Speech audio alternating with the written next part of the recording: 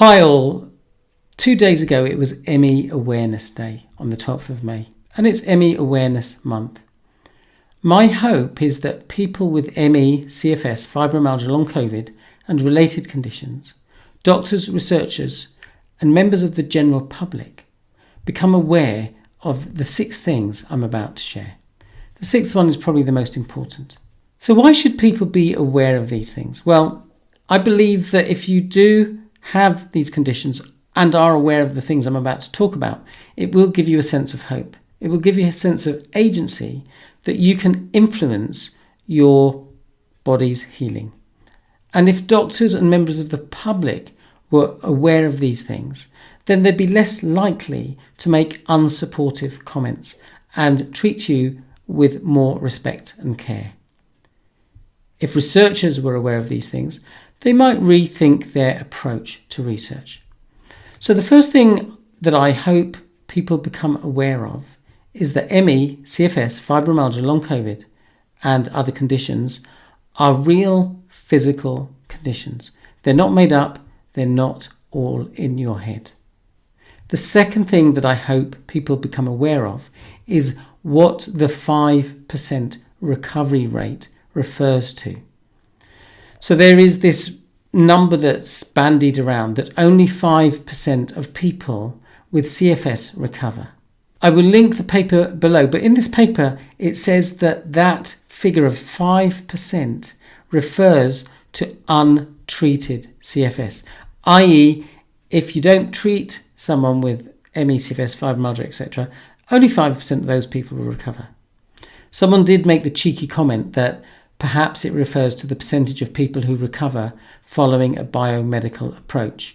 But at the moment, there isn't really a recognised protocol. The research paper also said that the median proportion of patients who improved during follow-up was 39.5%. So the range was 8 to 63%. Okay, that's a very different number, different range to 5%. They had less severity at baseline. They had a sense of control over symptoms and not attributing illness to a physical cause were all associated with a good outcome. Return to work at follow-up ranged from 8 to 30% in the 3 studies that considered this outcome. So that's very interesting, isn't it? Up to 30% of people returned to work. Okay? So, as I say, link below. The third thing that I hope people become aware of is that these conditions might not be purely a biological condition for some people. For example, I got sick because I took on a management job that I wasn't suited to. I found it very stressful. That was an example of my mind, the way I perceived my job affecting my body. My health was pretty robust before then, although I did get sick because of a number of personality traits. I tended to worry a lot. I tended to worry what people thought of me. I had low self-esteem, which is associated with stress. I tended to be a bit of a people pleaser. These are not good traits to have if you're in a management role. I tended also to be a bit of a hedonist, burning the candles at both ends. So these were all examples of my psychology, my mindset affecting my stress levels and making me more prone to getting sick. I always remember one New Year's Eve, went out with friends, we stayed up late. The next evening, we were staying in this cottage. My girlfriend and my friend's girlfriend went to bed and me and my friend stayed up. And I remember sitting there thinking, it's 9:30, I should probably just go to bed because I had a late night the night before. And I stayed up just to be polite. And when I got home, I got really sick for about a week or so. All right. So some people recognize the validity of mind-body approaches and have found that these approaches have helped them make progress or fully recover. Some doctors and researchers are only looking at biomedical perspectives and dismiss mind-body approaches. This seems puzzling to me given the wealth of research that demonstrates the mind-body approach. maybe I need to do a video talking about this research. If you'd like to see that video, then comment the word research below. I am actually going to be attending a conference in a couple of days, which is going to be full of doctors, researchers, and people interested in mind-body approaches and how they can help people with symptoms due to chronic conditions and pain, etc. So, in truth, studying a medical intervention like a tablet is probably a bit more straightforward than studying a mind-body intervention. But that's not the issue here. The issue is that these doctors, researchers don't seem to understand mind-body approaches and how they might help people. If you have reason to believe that your condition is purely biological, then I truly hope you find solutions that are safe and effective. And I hope that's an informed position. And I say that because many people seemingly don't understand the mind-body perspective, because they say things like, researchers have found a biological mechanism and therefore mind-body approaches are irrelevant.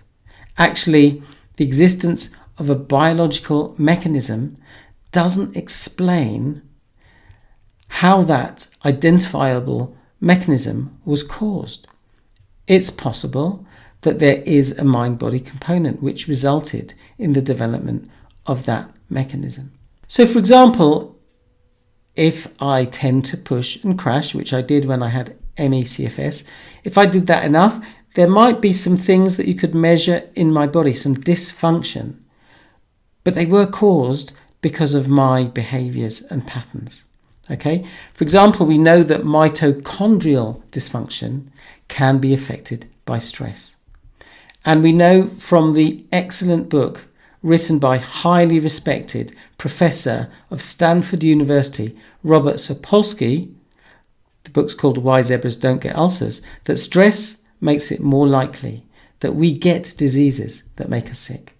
And stress includes environmental toxins, acute physical stress, chronic physical stress, acute psychological stress, and chronic psychological stress. So, the fourth thing that I hope people become aware of is that there's a need to study recovery. Fortunately, there are researchers doing this, and I have been invited to take part in that study, although I haven't heard from the researchers yet.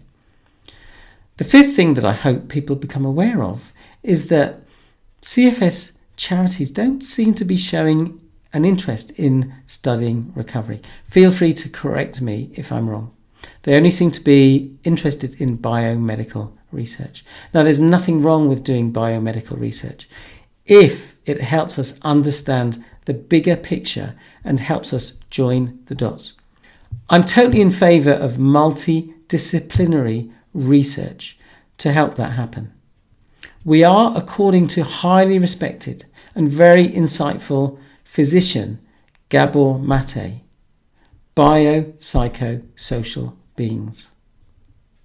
He has an interest in childhood development, trauma, and potential lifelong habits on physical and mental health. And he talks about the research that demonstrates that our upbringing can affect our propensity to get ill, and the fact that our kind of psychology can impact our health. So the sixth thing that I hope people become aware of is that recovery is possible. Consider if something is not impossible, then it's 100% possible. I've already challenged the view in this video that the probability of recovery is low. Some people do make progress. Some people do recover. I've had clients who've had this verified by their doctor. And I don't think it was chance or luck. Some people have found medical interventions helpful. Others have found non-medical approaches helpful. And therefore, that's, as I said earlier, that's why I think it's important to study recovery. Now, some people say, oh, well, if they recovered, they mustn't have had the condition because recovery isn't possible. That's a circular argument. It's an example of ignoring the evidence, i.e. people having recovered who were diagnosed by a doctor and that is challenging their beliefs. So my mission is to share content relating to mind, body and practical approaches. Now that doesn't mean you shouldn't consider other perspectives. I share and teach people mind, body and practical approaches because I think it's a piece of the jigsaw. And many people have said they've found this approach helpful. I talked recently in a video about 3 clients who've made significant changes. I only started working with one of them at the beginning of March, and we're 14th of May today. Okay, and she says her life has been turned around and she's gone from being very limited to embracing life again. So you probably already know that if you keep pushing and crashing, if you keep ignoring your body and your emotions, this is hindering your body's attempts to heal. And we do that as human beings because of our mindset. So if you change your mindset and break the pattern of pushing and crashing, start listening to your body, start listening to your emotions, consider what impact is that going to have on your body's attempts to heal. As I say, I've worked with many people who recognise that breaking these kinds of patterns have helped them make progress, learning to be more relaxed about symptoms and sensations rather than freaking out. I did make a video on that, so do check that out. Learning to be more compassionate, learning to let go of perfectionism and overachiever patterns, learning to listen to their body, learning to listen to their emotions makes a difference. I teach an approach called the Mind-Body Reconnect that was created by Caldwell. It's a fascinating approach, and I decided to study this approach because I was hearing all these great things about it. And it has totally opened my eyes to a different way of responding to symptoms. Not seeing them as an inconvenience, but an important message that we need to decipher. If you'd like a PDF where I share that approach, and people have said just reading the PDF has been eye-opening, then comment PDF below. I truly wish that you find the information that you need to help you gain hope and support your healing and recovery. If you want more support, you're welcome to join my Facebook group, link below this video. You're welcome to join the Resilience Group Coaching, which happens twice a month. And there's no charge for that. You are welcome to make a donation. So if you'd like to know more about that, comment the word group below. If you do want help now, I'm happy to have a no obligation free chat with you. And you can gauge whether you think what I've got to offer is helpful for you. And if you decide we're not a good fit, I won't take offence. And I'll aim to point you in the right direction. So, dare to dream big dreams. Keep going, keep doing the things that you know are helpful. Wishing you great health. Thanks for watching this video. See you in the next video. Bye for now.